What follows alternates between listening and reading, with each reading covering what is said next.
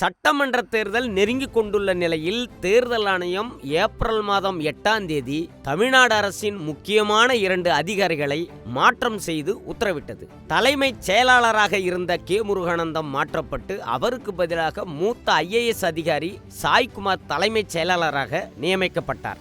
அதேபோல ஆயுதப்படை பொறுப்பு டிஜிபியும் விஜிலன்ஸ் இயக்குனர் பொறுப்பாக வகித்த டேவின்சன் ஆசீர்வாதம் அந்த பொறுப்பில் இருந்து மாற்றப்பட்டுள்ளார். விஜிலன்ஸ் டிஜிபியாக சந்தீப் மிட்டல் நியமிக்கப்பட்டுள்ளார். மேலும் மாற்றப்பட்ட அதிகாரிகளை தேர்தல் தொடர்பான எந்த பணிகளிலும் ஈடுபடுத்தக்கூடாது எனவும் தேர்தல் ஆணையம் உத்தரவிட்டுள்ளது. இந்த அதிகாரிகள் மாற்றத்திற்கு தமிழ்நாடு முதலமைச்சர் ஸ்டாலின் கண்டனம் தெரிவித்திருக்கிறார். பாஜகவுக்கு ஆதரவாக செயல்பட்டு வரும் தேர்தல் ஆணையம் தமிழ்நாட்டின் தலைமைச் செயலாளரை மாற்றி ஒருதலை பட்சமான அரசியல் அத்துமீறலில் ஈடுபட்டிருக்கிறது. இதற்கு கடும் கண்டனத்தை தெரிவித்துக் கொள்கிறேன். நியாயமான சுதந்திரமான தேர்தலை நடத்த வேண்டிய தேர்தல் ஆணையம் பாஜக ஆட்சியில் அக்கட்சியின் கட்டளைகளை நிறைவேற்றி வருவது வெட்கக்கேடானது.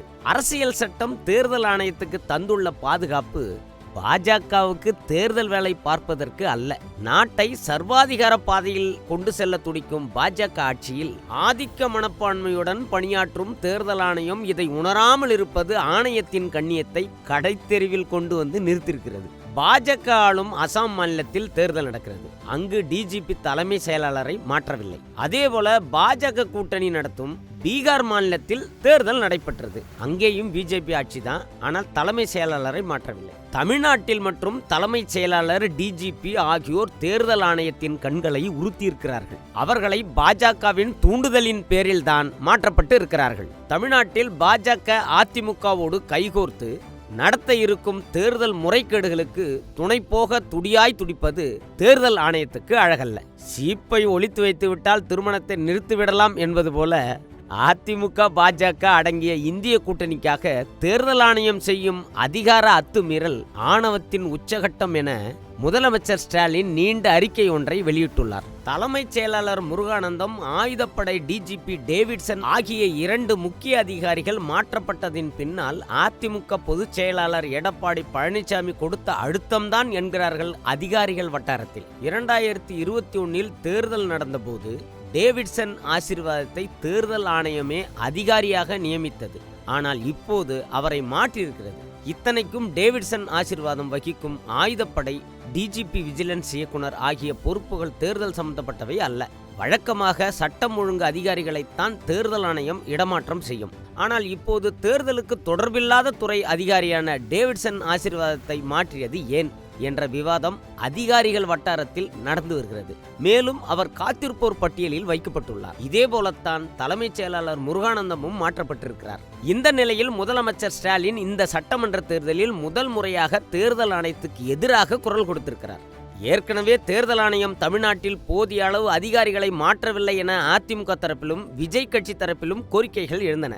விஜய் அதிகாரிகளை மாற்ற வேண்டும் என தலைமைச் செயலகத்தில் சென்று தேர்தல் ஆணையரிடம் கோரிக்கையை வைத்தார். இந்த நிலையில் முக்கியமான இந்த உயர் அதிகாரிகளை மாற்றியதற்கு எதிராக தேர்தல் ஆணையத்தை எதிர்த்து வழக்கு தொடுக்கவும் சில வழக்கறிஞர்கள் தயாராகி வருகிறார்கள். இந்த வழக்குகளுக்கு பின்னால் திமுக இருக்கலாம் என்றும் அரசியல் வட்டாரத்தில் விவாதங்கள் எழுந்துள்ளன.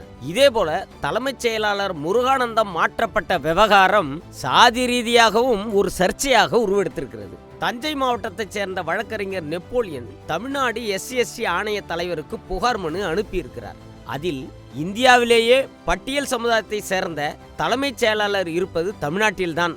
இந்த நிலையில் எந்த காரணமும் சொல்லப்படாமல் பட்டியல் சமுதாயத்தை சேர்ந்த தலைமைச் செயலாளர் மாற்றப்பட்ட விவகாரத்தை SC/ST ஆணையம் உரிய முறையில் விசாரிக்க வேண்டும் என்று கடிதம் எழுதியுள்ளார். இந்த வழக்கறிஞர் நெப்போலியன் விடுதலை சிறுத்தைகள் கட்சியின் சமத்துவ வழக்கறிஞர் அணியில் நிர்வாகியாக இருக்கிறார் என்கிறார்கள். இந்த புகார் என்னவாகும் என தமிழ்நாடு SC/ST ஆணைய உறுப்பினராக இருக்கும் முனைவர் ஆனந்தராஜாவிடம் கேட்டபோது இது குறித்து முதல் கட்ட விசாரணை நடத்தி முடிவெடுக்கப்படும் என்று மட்டும் கூறினார். அடுத்ததாக காங்கிரஸ் கட்சிக்குள் கல்லெறிந்த சலசலப்பை ஏற்படுத்தியுள்ளார் தாவேக தலைவர் விஜய். ஏப்ரல் 8ஆம் தேதி தூத்துக்குடி மற்றும் திருநெல்வேலி ஆகிய இடங்களில் தமிழக வெற்றி கழக தலைவர் விஜய் தேர்தல் பரப்புரை செய்தார். அங்க கூடிய பிரம்மாண்ட கூட்டம் திமுக அதிமுக உள்ளிட்ட பல கட்சிகளை அதிர்ச்சி அடை வைத்துள்ளது. சென்னையில் விஜய்க்கு பரப்புரை மேற்கொள்ள தொடர்ந்து தடை விதிக்கப்பட்ட நிலையில் தூத்துக்குடி திருநெல்வேலியில் விஜய்க்காக திரண்ட கூட்டம் அரசியல் வட்டாரங்களை தீவிரமாக விவாதிக்க வைத்திருக்கிறது. இதேபோல அங்கே விஜய் பேசிய பேச்சும் திமுக கூட்டணி, காங்கிரஸ் ஆகியவற்றில் விவாதத்தை ஏற்படுத்தியிருக்கிறது. இப்போது திமுக கூட்டணியில் இருக்கும் காங்கிரஸ் உண்மையான காங்கிரஸ் அல்ல. அது சிஎம் சார் கோடிகள் கொடுத்து தன் பாக்கெட்டில் போட்டுக்கொண்ட காங்கிரஸ். உண்மையான காங்கிரஸ் மதசார்பற்ற காங்கிரஸ் நம்மோடு தான் இருக்கிறது என்று விஜய் பேசிய பேச்சு காங்கிரஸ் கட்சிக்குள் பலத்த அதிர்வலைகளை ஏற்படுத்தியுள்ளது. சில பல கோடிகளை கொடுத்து நம்ம தமிழ்நாட்டு காங்கிரஸை பையில போட்டுக்கிட்டாங்க. யாரு? ஸ்டாலின் சார். ஆனா உண்மையான காங்கிரஸ் யாரு பக்கம் நிக்குது? நம்ம பக்கம் நிக்குது. சிறுபான்மை மக்களோட அந்த திமுக சாயம் வெளுத்து போச்சு. இந்த விஜய் என்னடானா மதச்சார்பற்ற கொள்கையோட உண்மையான ஒரு முகமா இருக்கிறானே, இந்த சிறுபான்மை மக்கள் வேற இந்த விஜய் பக்கம் தானே நிக்கிறாங்க அப்படின்ட்டு இந்த திமுகவுக்கும் பாஜகவுக்கும் என் மேல காண்டு. ஏற்கனவே தமிழக வெற்றி கழகத்தோடு கூட்டணி சேர வேண்டும் என்று காங்கிரஸ் கட்சியினர் பலர் வலியுறுத்தி வந்தனர். மாநில தலைவர் செல்வ பெருந்தகை முயற்சியால் திமுக கூட்டணியில் காங்கிரஸ் நீடித்தது.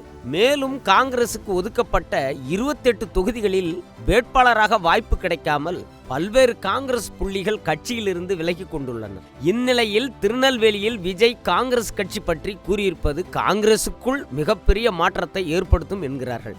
இதை திமுகவும் உற்று கவனித்து காங்கிரஸ் போட்டியிடும் தொகுதிகளில் கூடுதல் கவனம் செலுத்த வேண்டும் என தன்னுடைய மாவட்ட செயலாளர்களுக்கு உத்தரவிட்டுள்ளது.